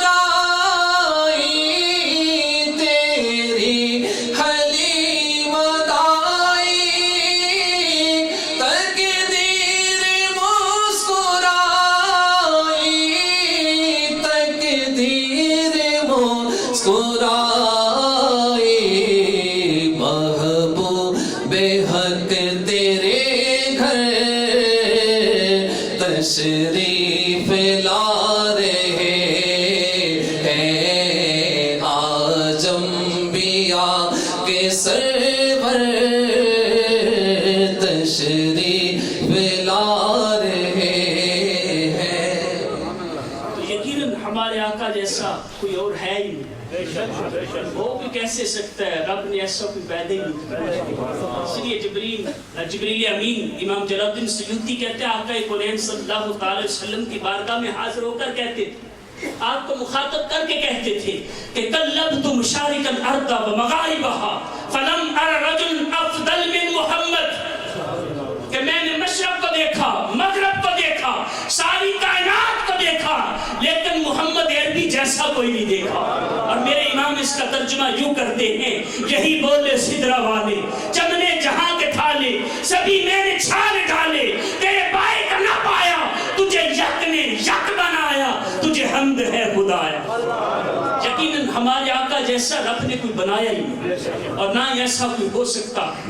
تو حضرت حلیمہ سعدیہ رضی اللہ تعالی عنہا کہتی میں دیکھتی رہی اور بہت خوشی ہوئی مجھے دیکھنے سے. اسی وقت میرے دل میں آپ کی محبت گھر کر گئی. پھر حضرت عبد المطلب رضی اللہ تعالی عنہ سے میں نے کہا کہ میں لے جانا چاہتی ہوں. تو نے کہا پہلے اپنا نام بتاؤ. تو کہا حلیمہ. کہا قبیلہ کون سا ہے؟ کہا بنو سعد. کس سال سے ہو؟ آل زہیب سے. کہا 3 دن سے خواب میں تیرا ہی بتایا جا رہا. اپنے پوتے کو فلاں قبیلے کی فلاں آل کی فلاں عورت کے حوالے کر کہ جا تو لے جا. اب وہ راضی ہوگی، بات چیت ہوگی، لے کے چلنے لگی. تو بعض روایتوں میں اس دن شام ہو چکی تھی تو آپ رک گئے کہ صبح جاؤں گی. صبح کہتی جب تیاری کی تو دل میں خیال آیا کہ مکہ میں آئی ہوں تو کعبہ کا طواف کر لوں. اس وقت بھی لوگ کعبہ کا احترام کرتے تھے. یہ نبی اکرم صلی اللہ تعالی وسلم نے جب اعلان نبوت کیا اس کے بعد تک بھی جو کفار تھے بلکہ یہ طواف بھی کرتے، اور بخاری شریف کی حدیثیں ہیں کہ ان کا انداز یہ ننگا طواف کرتے تھے کفار، نماز لیش کو عبادت سمجھتے تھے۔ تو کہتی دل میں یہ خیال آیا کہ کعبہ کا طواف کر کے جاؤں، تو میں نبی اکرم صلی اللہ علیہ وسلم کو ساتھ لے کر کعبہ میں چلی گئی، اور جا کر جب میں حجر اسود کے قریب ہوئی، تفسیر مزری میں ثناء اللہ پانی پتی لکھتے ہیں، حضرت حلیمہ سعدیہ کہتی ہیں کہ جب میں حجر اسود کے قریب پہنچی، قریب تھا کہ میں جھکتی اسے چومنے کے لیے، حجر اسود اپنے مقام سے اٹھایا اور آقا کونین کے چہرے سے چمٹ کر آپ کے بوسے لینے شروع کر دی۔ کہتی میں نے وہ سارے معاملات کیے اور پھر اپنی سواری کے قریب آئی، اور سواری پر یہ روایت میں لکھا ہے، آپ کہتے میں نے نبی اکرم صلی اللہ علیہ وسلم کو اپنے آگے بٹھایا، سواری پر اپنے آگے بٹھایا، اور خدا کی قسم اگر پیچھے بٹھاتی تو سواری کبھی چلتی نہیں۔ تفسیر رازی نے، امام رازی نے ایک روایت نقل کی ہے کہ جب نبی اکرم صلی اللہ علیہ وسلم کی ایج عمر مبارک چند سال کی تھی، تو آپ ایک دن گھر سے نکلے اور کہیں دور چلے گئے، اور کتنی دیر گزر گئی، واپس نہیں تشریف لائے، تو آپ کے دادا حضرت عبد المطلب رضی اللہ تعالیٰ عنہ آپ پریشان ہوئے، اور آپ کے جتنے رشتہ دار تھے ہر ایک کو آپ سے بڑی محبت تھی، ڈھونڈنے کے لیے نکلے، اور بعض روایتوں میں ہے کہ ابو جہل اس وقت وہ بھی آپ کو تلاش کر رہا تھا، اور بعض روایتوں میں ابو طالب کا نام ہے، آپ کو ڈھونڈتے ڈھونڈتے بعض روایت میں ابو جہل نے دیکھا آپ ایک درخت کے نیچے لیٹے ہوئے، وہ اپنی سواری پر تھا، تلاش کرتے ہوئے وہاں پہنچا، جب آپ کے قریب پہنچا آپ کو اٹھایا، اور پھر اپنی فلما اناخ الناقۃ، اپنی سواری کو بٹھایا، اونٹ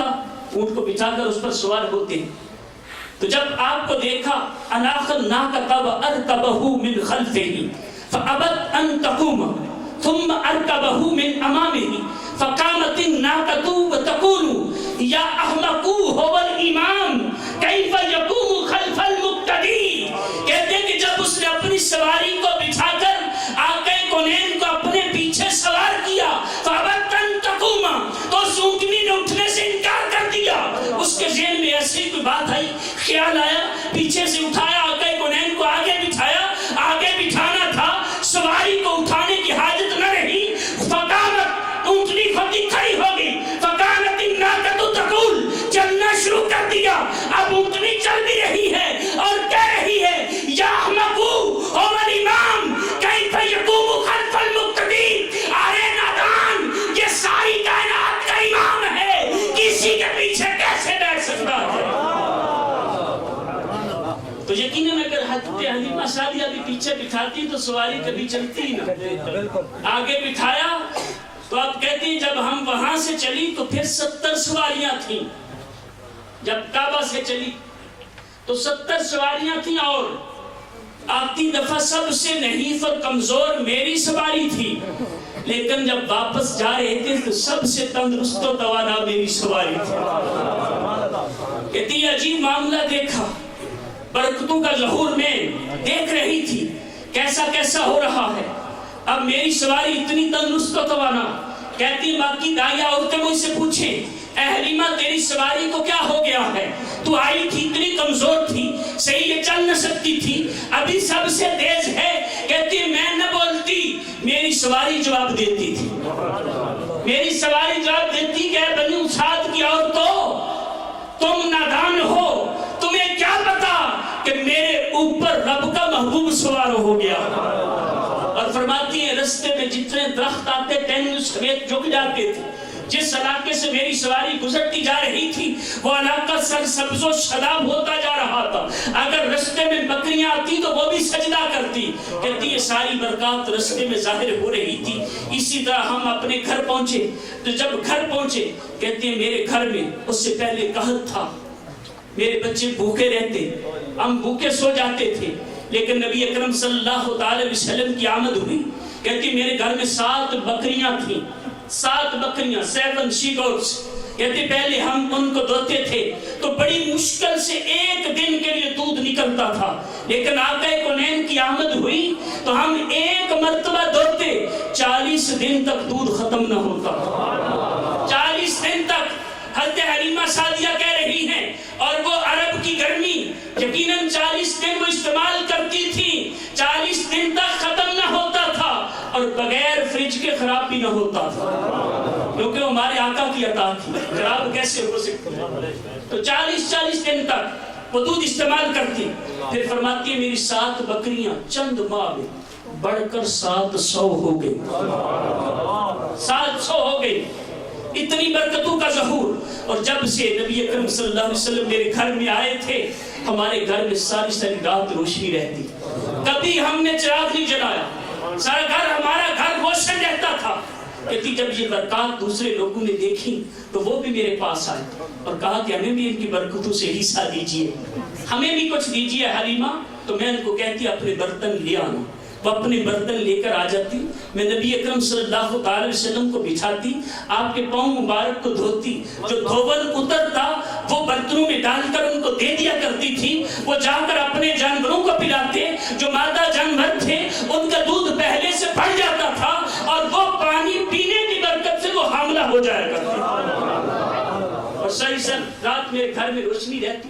تو عورتیں مجھ سے پوچھتی کہ حلیمہ تو کتنی امیر ہو گئی ہے، اور یقیناً امیر تو ہو گئی تھی، کہ کائنات کی دولت ان کے گھر آ گئی تھی، کہ ساری سے رات تو چراغ جلاتی ہے، اتنے فیول کا انتظام کہاں سے کرتی ہے، اتنا آئل تیل کہاں سے لاتی ہے؟ تو فرماتی ہے میں نے انہیں کہا کہ تم کسی رات میرے گھر آ جانا، تمہیں دکھا دوں گی کون سا چراغ میرے گھر میں روشنی کرتا ہے۔ کہتی ایک دن کچھ عورتیں آئیں، اور ایک روایت میں حضرت خولہ رضی اللہ تعالی عنہ کا نام ہے، کہتی وہ آئیں اور کہا کہ اے حلیمہ یہ چراغ کہاں ہے؟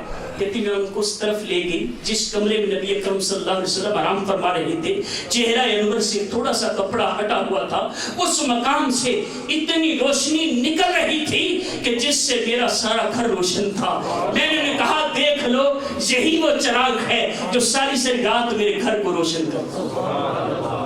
الحمدللہ نبی اکرم صلی اللہ تعالی علیہ وسلم کی ایسی برکات، ایسے معجزات کا ظہور ہوا، اور یقیناً آپ کے معجزات، آپ کے اوصاف، آپ کے کمالات تو ایسے ہیں کہ زندگیاں گزر جائیں ان کا ایک باب بھی ختم نہیں ہو سکتا۔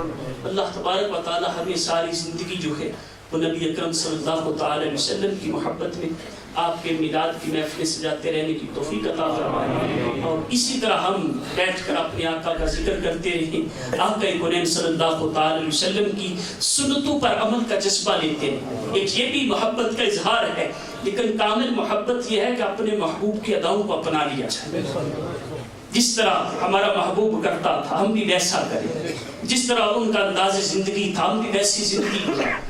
یہ کامل محبت ہے، اور اس محبت میں دنیا و آخرت میں فائدہ ہی فائدہ ہے۔ تو الحمدللہ دعوت اسلامی ہمیں یہی سوچ دیتی ہے کہ مسلمانوں آؤ اس پلیٹ فارم پر آ جاؤ، مل کر نبی اکرم صلی اللہ تعالی وسلم کی سنتوں کے عامل بنو، خود بھی عامل بنو، اپنے گھر میں سنتوں کی تبلیغ کرو، اور پھر ساری دنیا میں سنتیں پھیلانے کے لیے کوشاں ہو جائے۔ اسی مقصد کے لیے الحمدللہ دعوت اسلامی ہفتہ وار اجتماع بھی منعقد کرتی ہے۔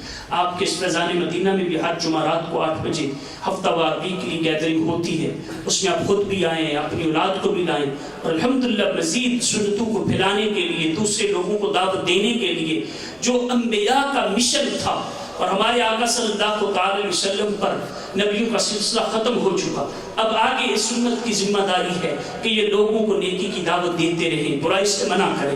تو اس مقصد کے لیے دعوت اسلامی کے مدنی قافلے سفر کرتے رہتے ہیں، اور میرے شیخ طریقت امیر اہل سنت نے ہمیں ایک اسکیجول، جدول اور ذہن دیا ہے کہ ہر مسلمان اسلامی بھائی کو چاہیے کہ ہر مہینے کم از کم 3 دن کے مدنی قافلے میں سفر کرے، تاکہ وہ خود بھی سیکھے اور دوسرے لوگوں تک بھی نیکی کی دعوت پہنچائے۔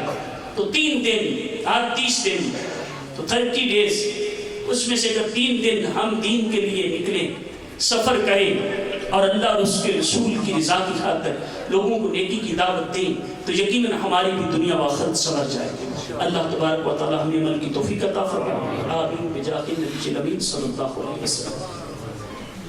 دعوت اسلامی کے ہفتہ وار سنت و بڑے اجتماع میں پڑھے جانے والے درود پاک مل کر پڑھ لیتے ہیں. پہلا جو ہم دروشی پڑھیں گے انشاءاللہ عز و جل، بزرگوں نے فرمایا کہ جو شخص ہر شب جمعہ یعنی جمعہ اور جمعہ رات درمیانی رات اس درود شریف کو پابندی سے کم از کم 1 مرتبہ پڑھے گا، موت کے وقت سرکار مدینہ صلی اللہ علیہ وسلم کی زیارت کرے اور قبر میں داخل ہوتے وقت بھی یہاں تک وہ دیکھے گا کہ سرکار مدینہ صلی اللہ علیہ وسلم اسے قبر میں اپنے رحمت بھرے ہاتھوں سے اتار رہے ہیں. آئیے مل کر پڑھ لیتے ہیں. اللہم صلی وسلم وبارک علی سیدنا محمد النبی الأمی الحبیب العالی القدر العظیم الجاہ علی آلہ وصحبہ وسلم.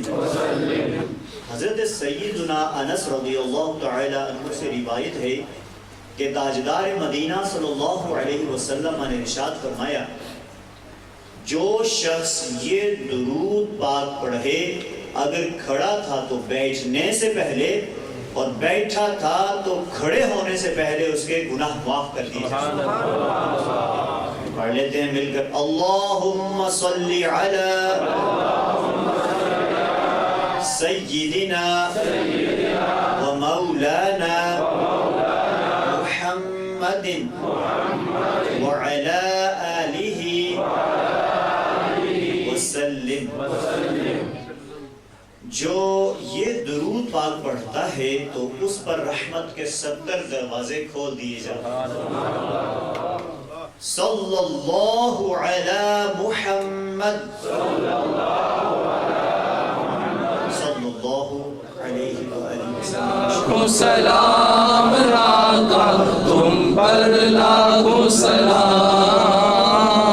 تم پر لاکھوں سلام آقا تم پر لاکھوں سلام. عرش اولا پر رب نے بلایا، اپنا جلوہ خاص دکھایا. عرش اولا پر رب نے بلایا، اپنا جلوہ خاص دکھایا. خلوت والے جلوت والے،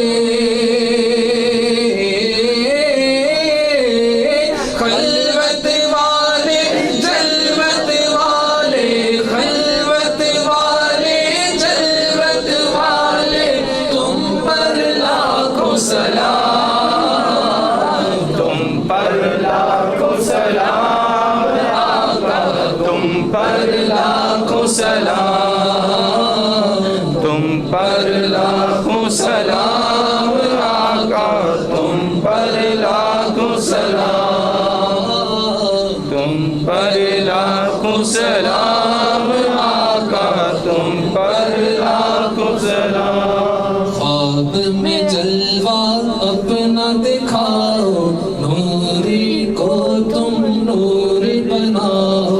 خواب میں جلوہ اپنا دکھاؤ، خواب میں جلوہ اپنا دکھاؤ، نوری کو تم نوری بناؤ. اے چمکیلی رنگت والے،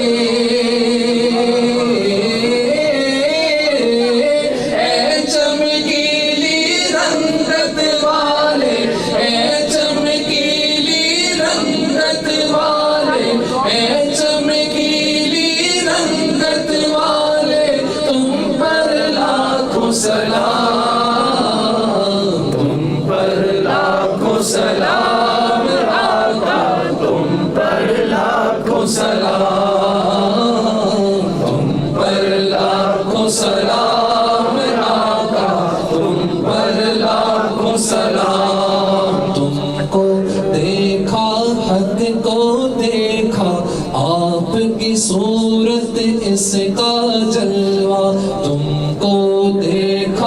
حق کو دیکھا آپ کی صورت اس کا جلوہ اچھی اچھی صورت والے اچھی اچھی صورت والے اچھی اچھی صورت والے تم پر لاکھوں سلام تم پر لاکھوں سلام آقا تم پر لاکھوں سلام تم پر لاکھوں سلام آقا تم پر لاکھوں سلام تم پر لاکھوں سلام آقا تم پر لاکھوں سلام تم پر لاکھوں سلام